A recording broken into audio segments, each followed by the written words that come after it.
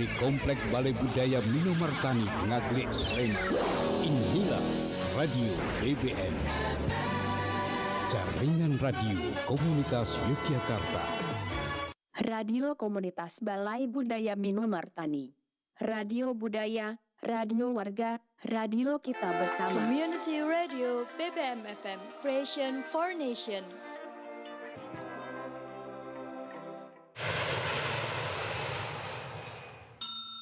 Radio Komunitas BBM FM. Dukunglah budaya Indonesia.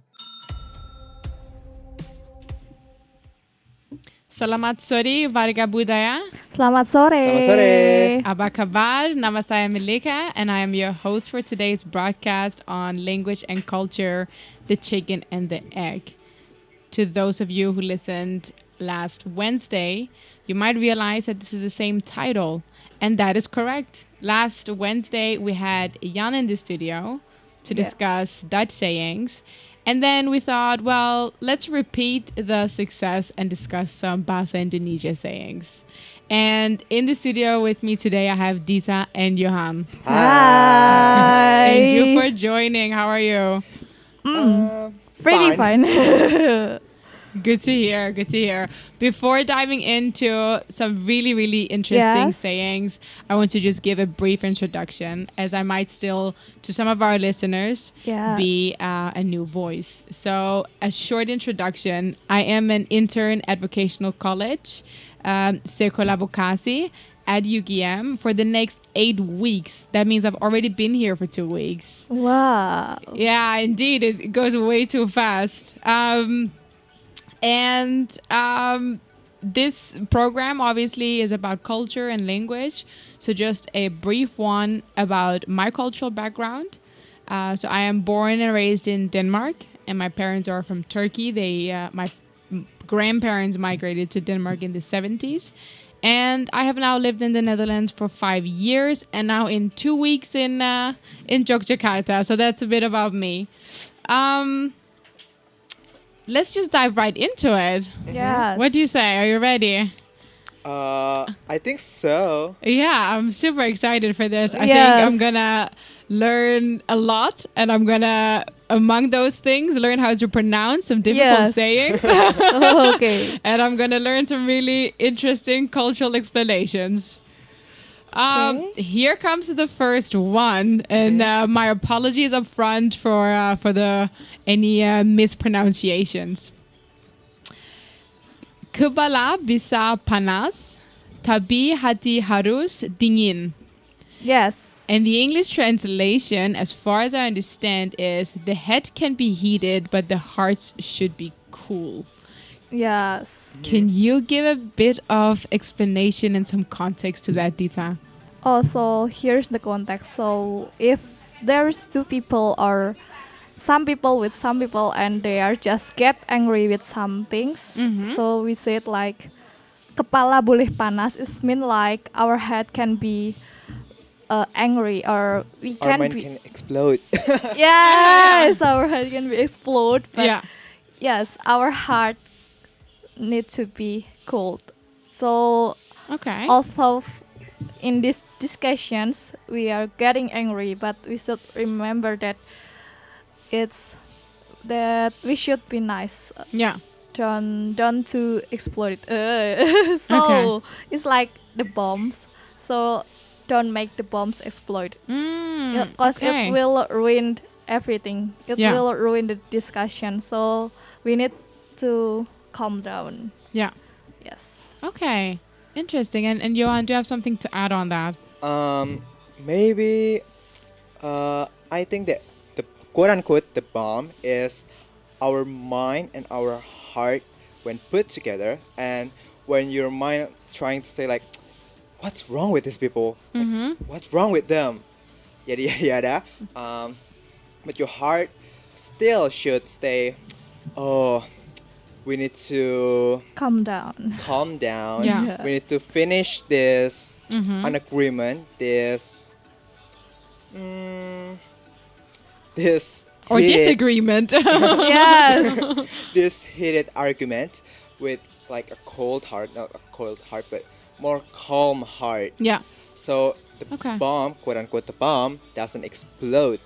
So we don't just blur out every negative things we want to say about that person. Yeah. Okay. I read something that I'm thinking about now, and I'm not sure if it's related at all, but I quite recently read that in Buddhism, so in the Sanskrit, how would you say that, texts, that it also talks about reasoning and emotion, and that finding the balance between both. And this reminds me a bit of that, so the head and the heart. Yes. Balancing also what is reason but what is also emotion, and that you cannot be too cold in an argument, only reasoning, and you can also not be too emotional, only blasting out from emotion, but that you have to find a balance. So I'm not sure if it's at all linked, but that just came to my mind. Yes. Maybe it's linked. Yeah, it could be a bit linked. Okay, interesting. Is it a saying that you use yourselves? Not really. You know?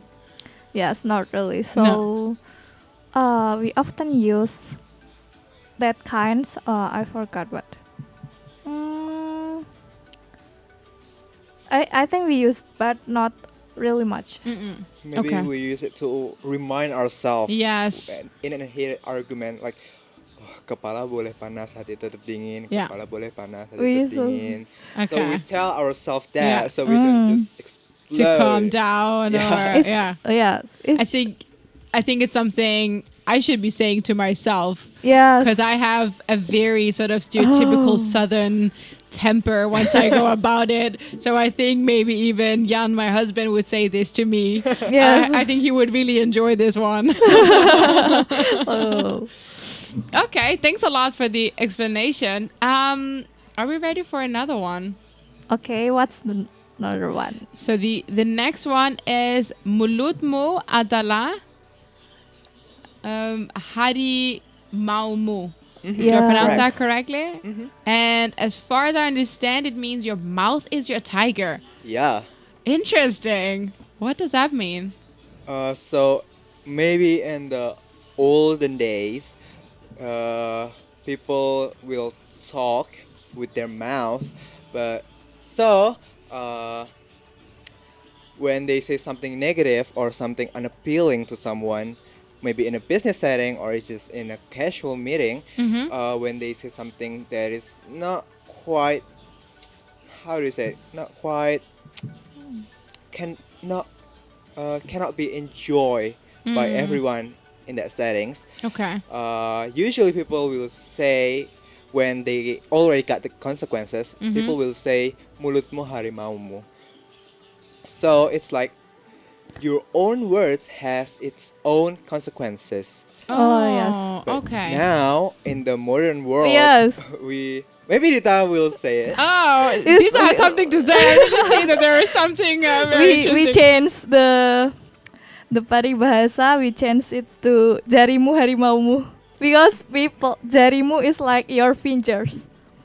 Because in this modern world, we often use like social media and we typing a lot without thinking. That could be dangerous. So it's referring to, if I understand it correctly, something that you say or something that you type. Yes. That is hurtful, and once it is out there, sort of you have to face the consequences of it. Yes.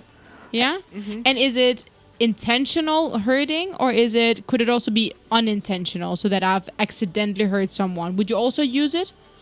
Or would it more be when I've done it intentionally?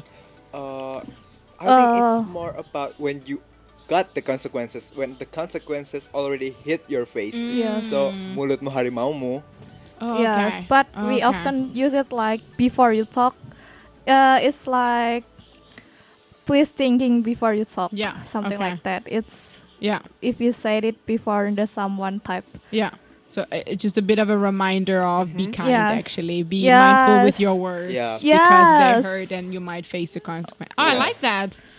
I think that should be like, before logging into any social media, it should say this up front so that people can just think twice before typing anything. I think this would be great. Yes, it's like your words is so dangerous. Yeah. Good one. Interesting. Okay. Another one comes here. And here comes. Ada gula, ada semut. And that means where there is sugar, there are ants. That's quite literally the translation. Yes. and it literally also makes sense because that's exactly what happens. Oh. But what does it mean in a social context? So it's like if there is ada gula, ada semut. If there is sugar, there's it's like if I'll give situations. Yes, please do. So for example, in our you are a college student, and so when it's like there are many college students, they are the sugar. Okay. And the aunt is someone who opened the canteen. What's it? Okay. It's like Okay. It's a bit like a supply demand kind of thing. So if you see a lot of customers, you'll open something. Is that a bit what you mean or not? Yes, it's like if there is what is it? There is Maybe if there's like a new attraction in town. Yeah. For example, like night market. That's the gula or sugars. Yeah. And the semut is the citizens of that city. Okay. So ada gula, it's something that's fun, enjoyable. Yeah. And semut is everyone that comes to that quote-unquote gula or sugars. Okay. And would you use it in a positive way or in a bit more of a negative way? When would you actually use this saying? I think it can be both. Actually. It can be both, yeah. Because I actually thought when I read it, I thought it was more meant in a little bit of a negative way in the sense of the ants having not the best intentions, but you know what I mean? Like, you know, as if, for example, let's say that a rich person comes to town and then everyone wants to be around this person. Like, I thought it was a bit meant in a way of... But actually, as we often use it for positive way. For the negative way, we use like ada api, ada asap. What does that mean? It's like if there is ada asap berarti ada api. That's mean if there is smoke, so there is fire. Yeah. That's for the negative way. Oh, okay. So this is not per se meant negatively. When there's a fuss, which is the smoke, there should be a problem, which is the fire. Okay. Yes. Okay. And here the sugar is more meant in a... Yes, because the sugar is sweet. Okay, clear. Thank you very much. Maybe because we already heard azan, maybe we can have a little break. Yes, before we start our next. Okay. Jadi warga budaya, karena udah terdengar suara azan, kita bakal break sebentar. Jadi kita bakal break dulu.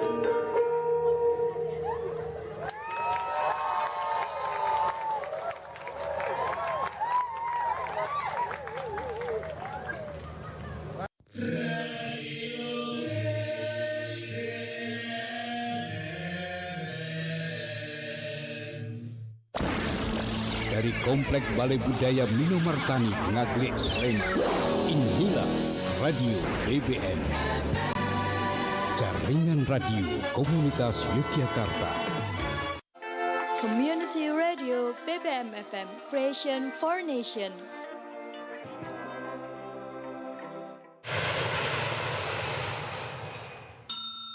Radio Komunitas BBM FM, dukunglah budaya Indonesia. Selamat sore warga budaya and welcome back to Indonesia Me. I am sitting here with Yohan and Dita. Yes. And we are ready to dive right into some more sayings. Are you ready? I guess we are. Yes? Okay, so here is the next one.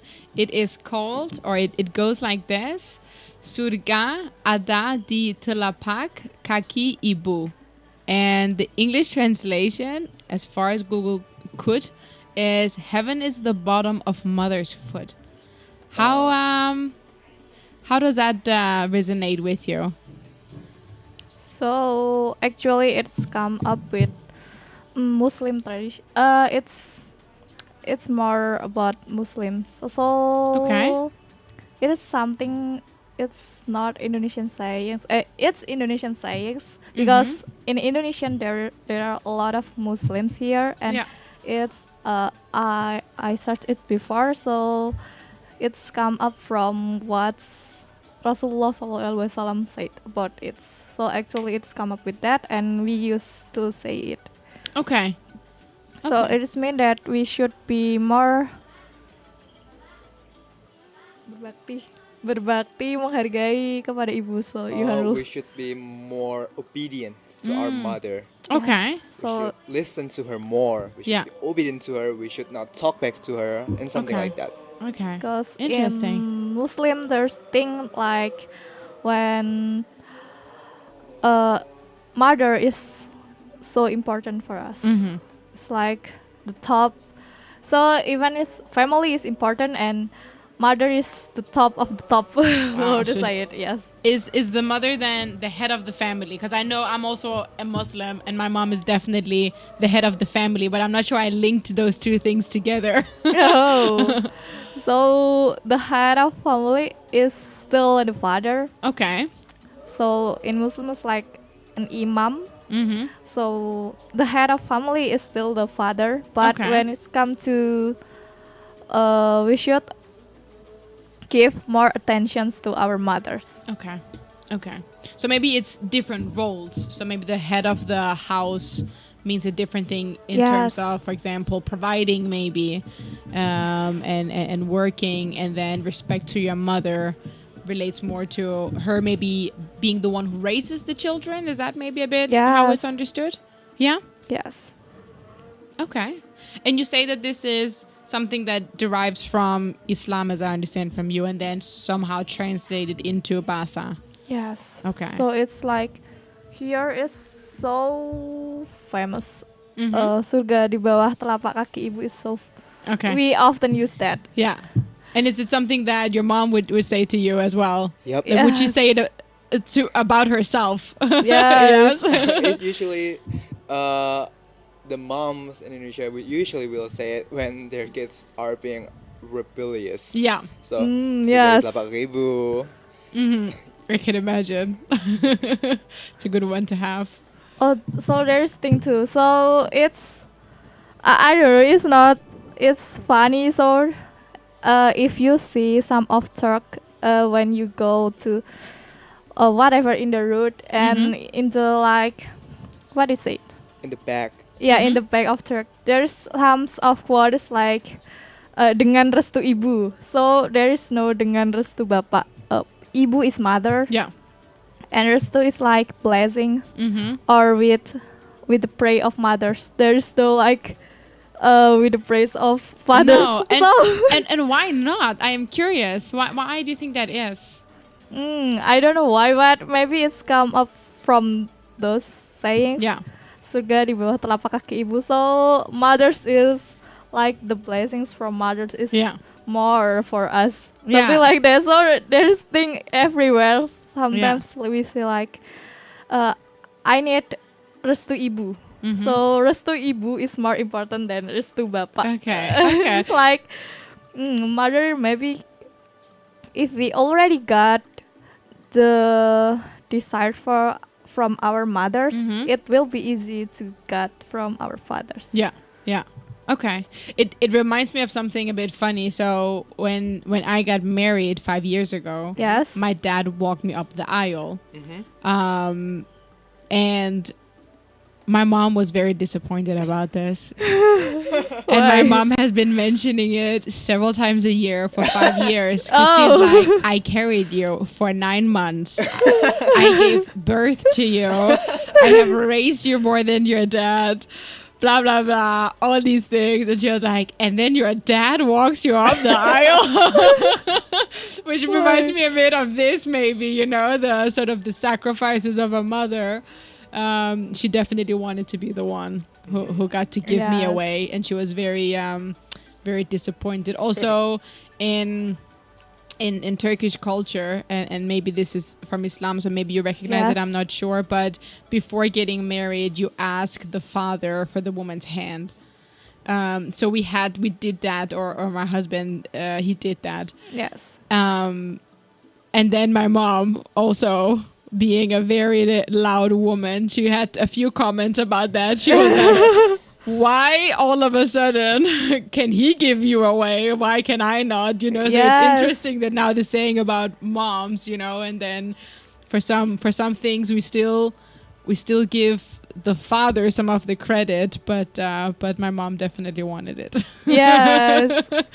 Yeah. Good one. Okay. My mom's gonna like this one. I think I'm gonna tell her. It's like our power. Yeah, I think she's gonna have it somewhere on a poster or something in the house, I'm sure.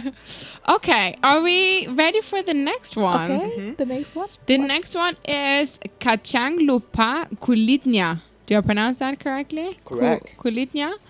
And the translation goes, nuts forget its shell. That's maybe a very literal translation, I'm not sure, but what do you think about this one? It's more like when the students forget the teachers. Okay. Something like that. So, yes, kacang lupa kulitnya. And why would the student forget the teacher, or why would it be a problem if students would forget the teacher? What is the thing here? Yes, the thing like so here's the situations when maybe you are a singer and you have like so what to say it? It's like more sarcasm for someone who forget where he start, where he's from, something like that. He forgot what thing that being turning point from him. Okay. So it's like he forget he being what to say it? Arrogant. Yeah. So not being humble about the journey you've come from. Yes. Okay. Could it also be used in terms of heritage? So let's say you migrate to another country and then you completely emerge into that. Could it also be used as in forgetting your roots, or isn't that so much what it is about? 'Cause that was a bit what I actually thought it was about.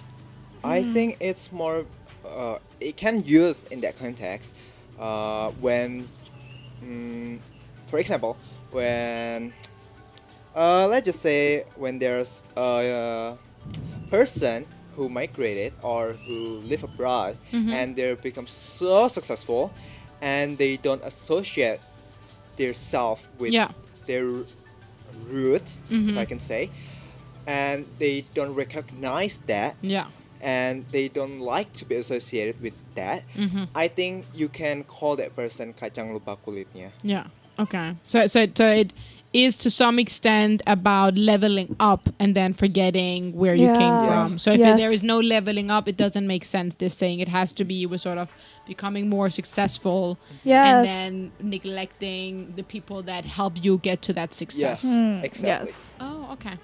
Okay. Would you ever use this saying? We often say that, I think. So it's not always about being successful. It's maybe it's for a simple things. An example. So I have a friend. Yeah. And before she getting famous, I usually talk about it. I usually talk with her, and after maybe after a long time we didn't meet, and then she being more famous, and then when we meet again, like I think I never know who you are, something like that.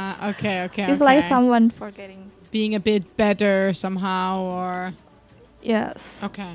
So in Japanese we are saying like it's more seems kacang lali lanjaran.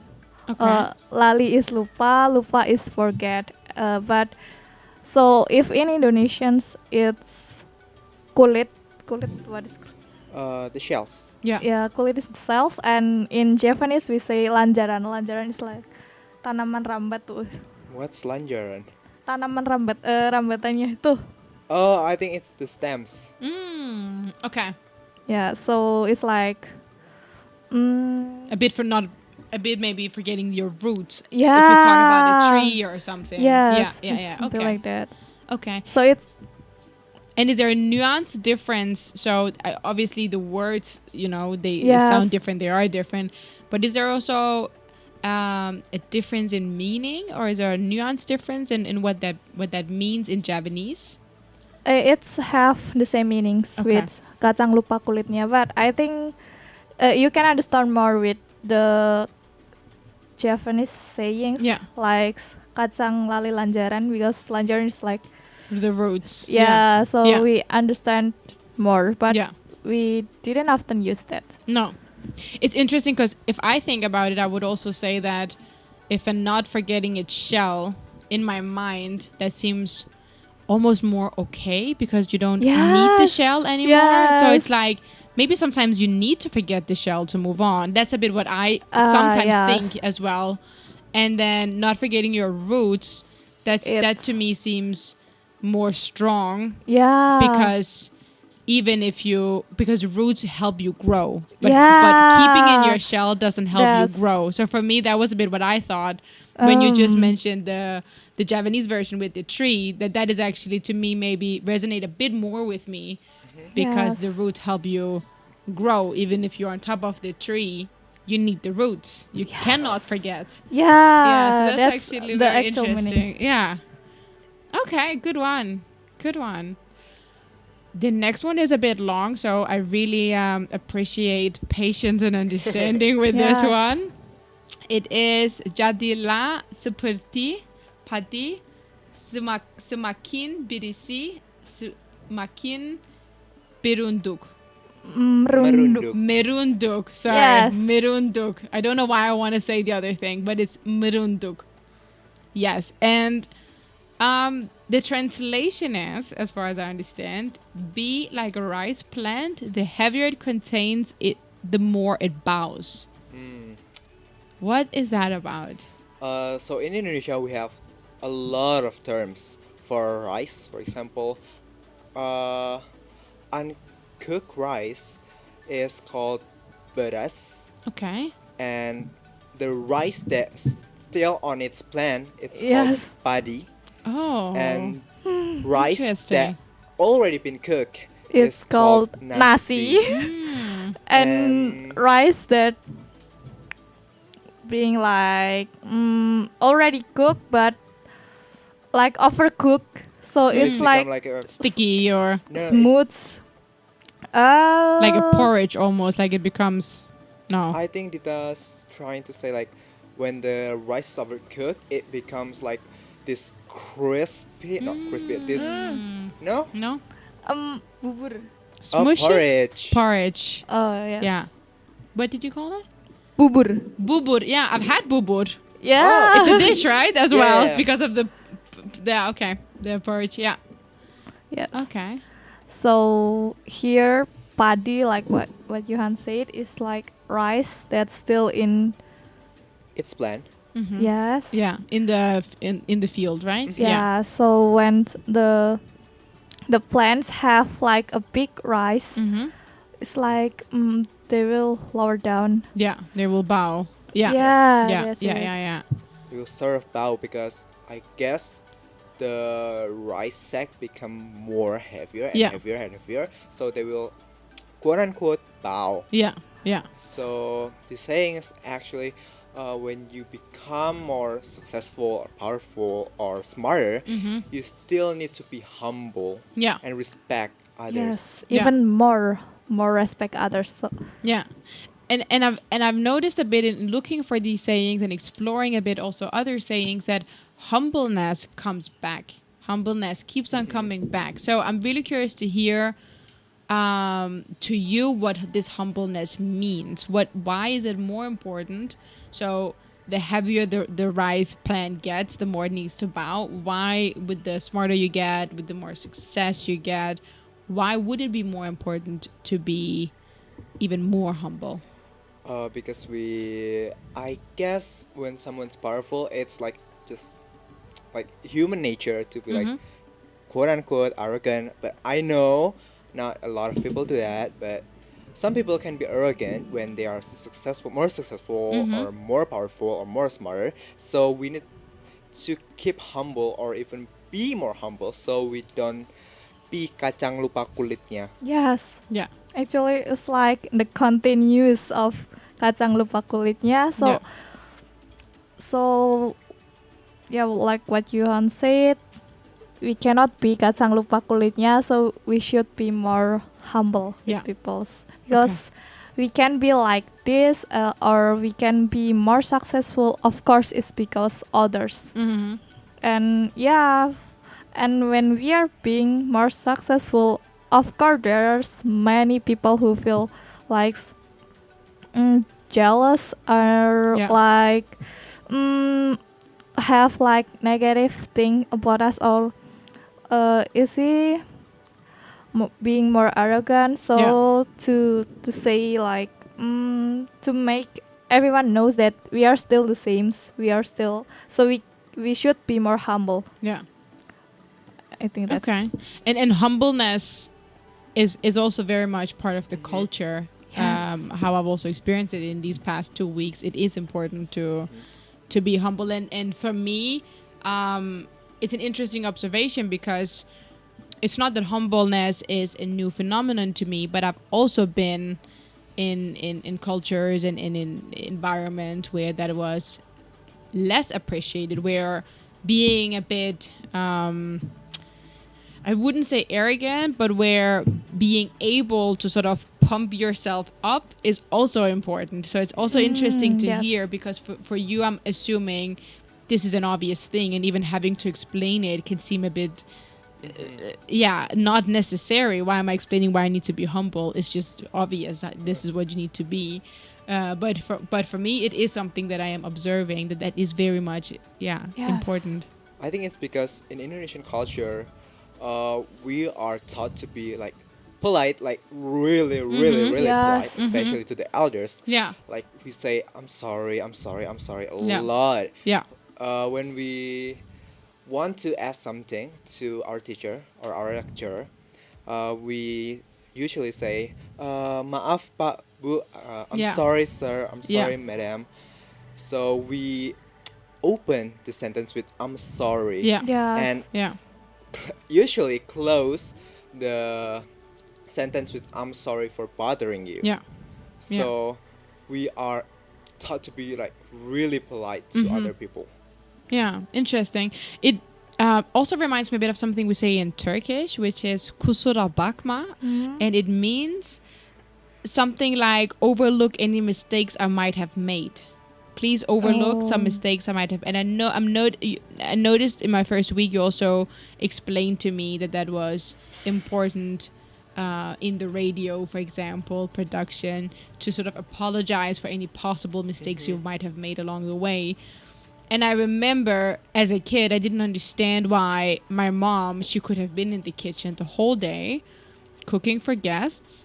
And then at the end of the evening, she would say that as if she had done something wrong. And I didn't understand it because I was so, for me, obviously being brought up in Turkish-Danish culture together, that part for me was mysterious. And I remember asking, why are you apologizing for, like, what are you apologizing for? And she explained to me, I'm apologizing for anything they might have perceived in a certain way that I haven't noticed. Or she also just said, yeah, it's just something you say just to make sure you are humble and to make and it was such an interesting thing that I thought for my Danish mind there, I thought, why are you apologizing? You've done such an amazing job. You've cooked all these dishes. Why aren't you just even proud of yourself? And she was like, no, like always, you've always done something wrong and you just want to make sure you've apologized for it. So that maybe for me reminds me a little bit of this. Yes. Yeah. It's actually just like a chit chat here about this. Exactly. There isn't a whole lot more in it. It's just, Yes. Okay. Oh, interesting. Okay. We will move on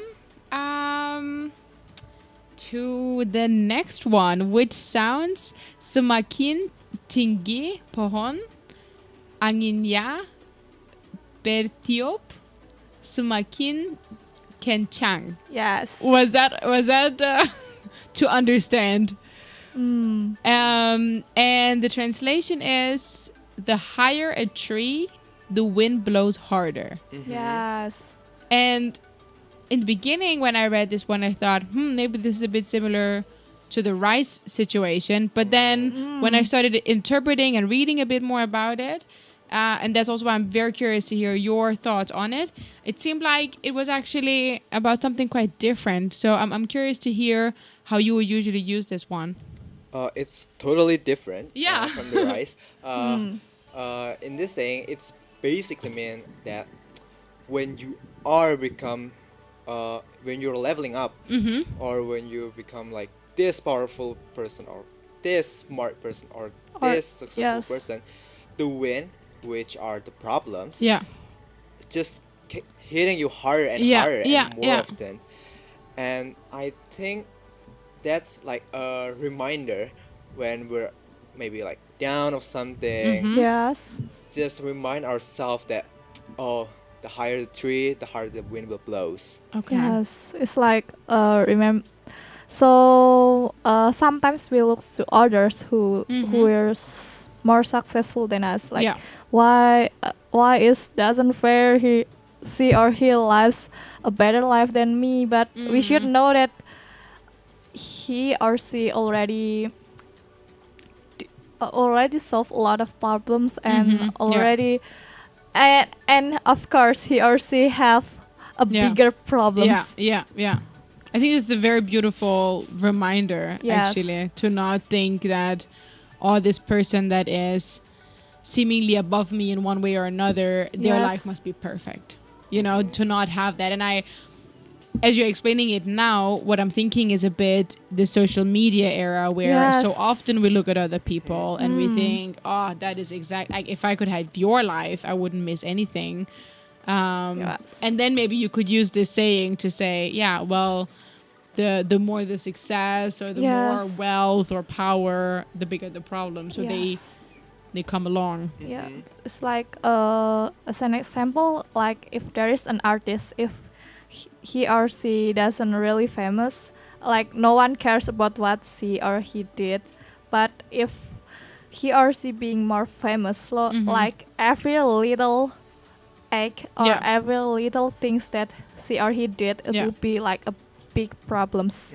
Okay. Or something like that. So I think when you become more popular, people just start scrutinizing you. Yeah. Okay. So it's also a bit what I understand from you to recognize people's challenges to get where they are. Yeah. To sort of say, you know, they have come to this stage by having all of these challenges along the way. That's actually very beautiful. Yeah. Yeah. That's a good acknowledgement, and I think a very healthy acknowledgement of people's struggles to get there. Yeah. So if we don't want the struggles, we just need it's like simple things like when we being lazy. I know that it's so comfortable because there is like because the tree doesn't grow up, so there is no wind. It's so comfortable, but we doesn't grow up anymore. Yeah. Okay, good one. Really good one. Should we move on to the next one? Sure. Okay. Yeah. The next one is berat sama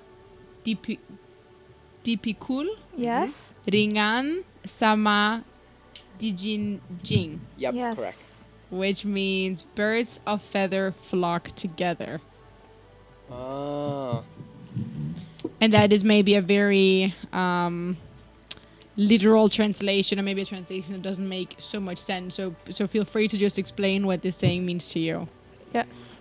So in Indonesia, we have like these traditions to help others when they're on, when they're facing a problem or something that they can handle with themselves.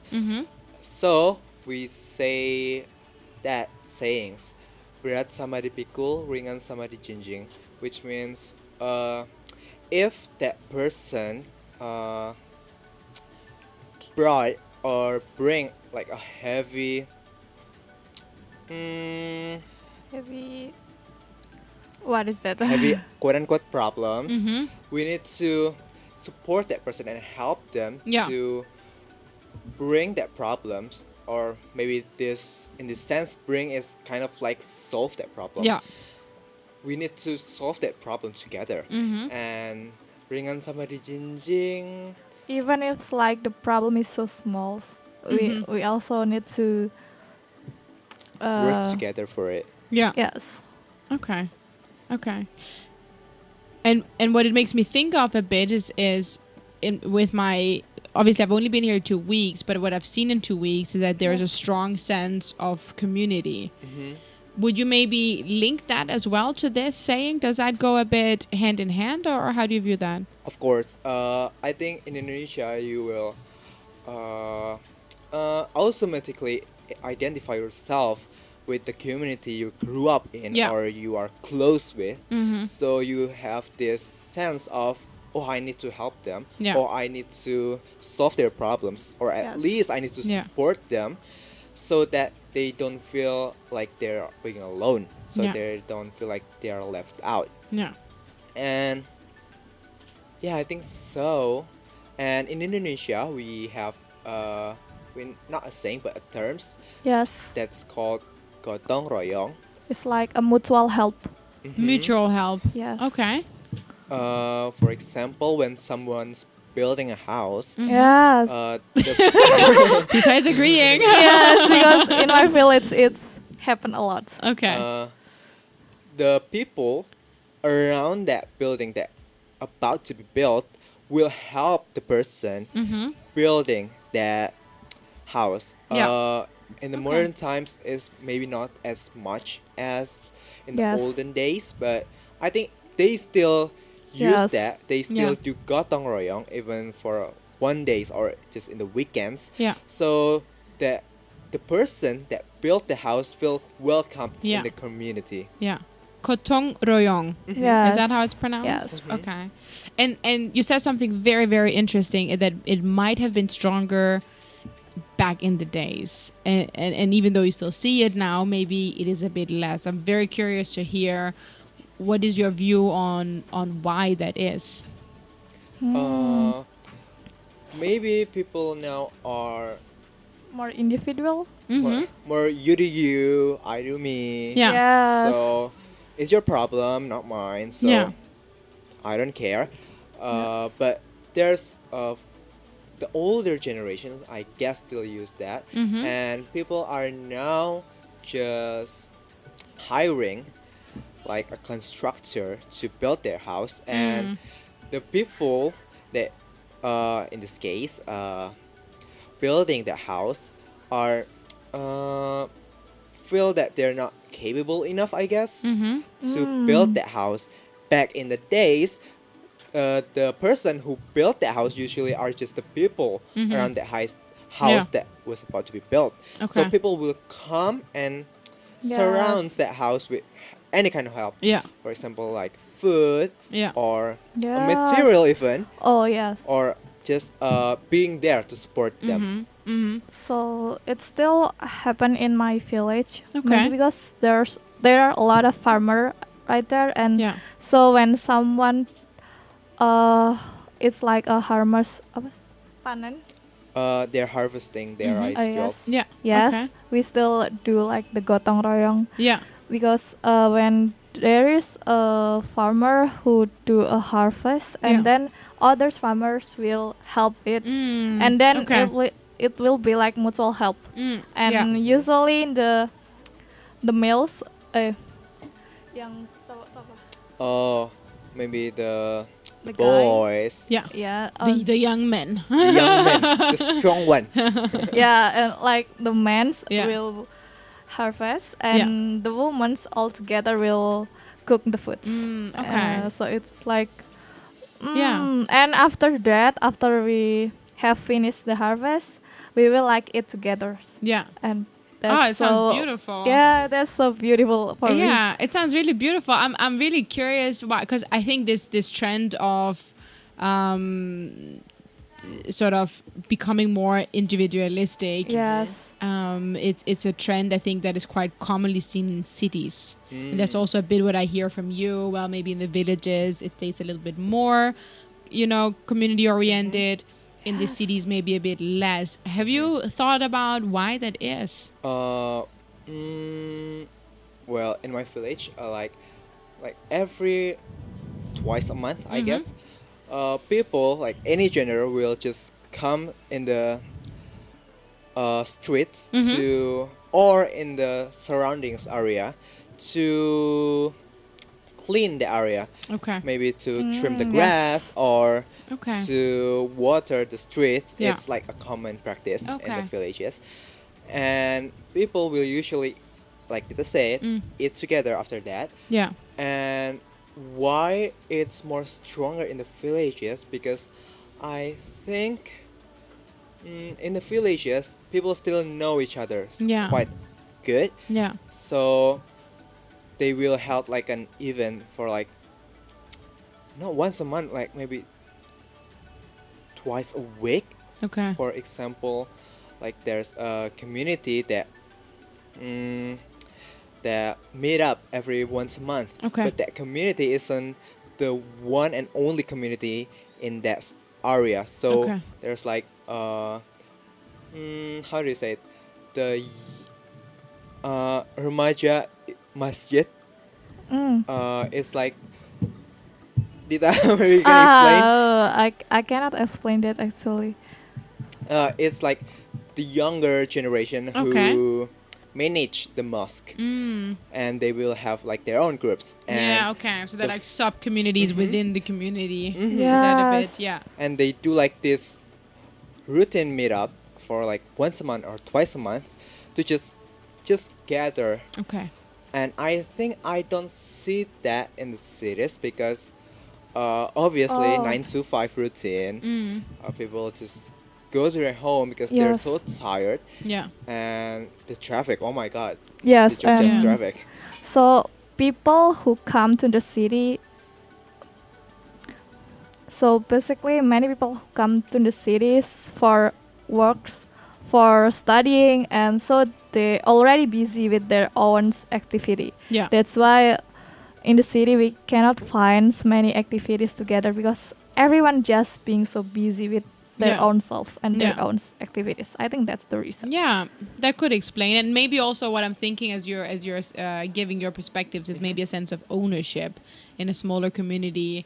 Go doing the rice fields together, harvesting and stuff like that. There is a sense of community, as you said. Everyone knows each other. Everyone wants to take care of the space. While in the city, it's so used by everyone. So whose responsibility is it to clean it up? I think people are hired for all of these things that maybe in the community people just do together.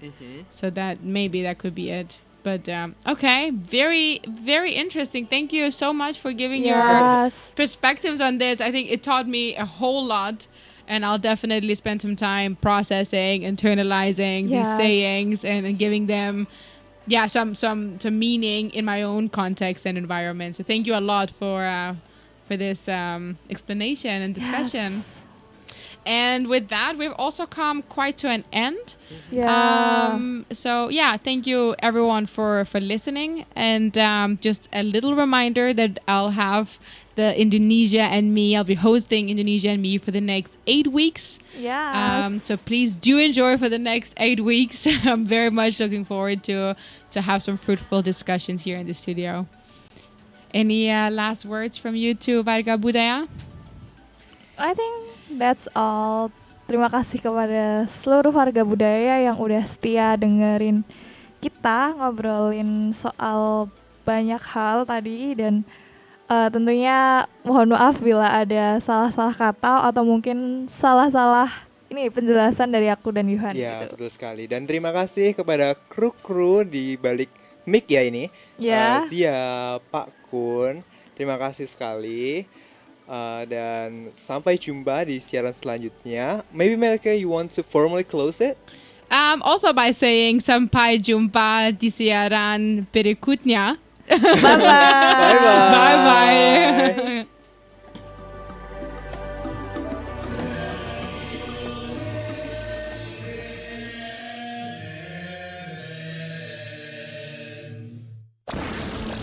Dari Komplek Balai Budaya Minomartani Ngaglik Lembang, inilah Radio BBM, jaringan radio komunitas Yogyakarta. Community Radio BBM FM, Creation for Nation.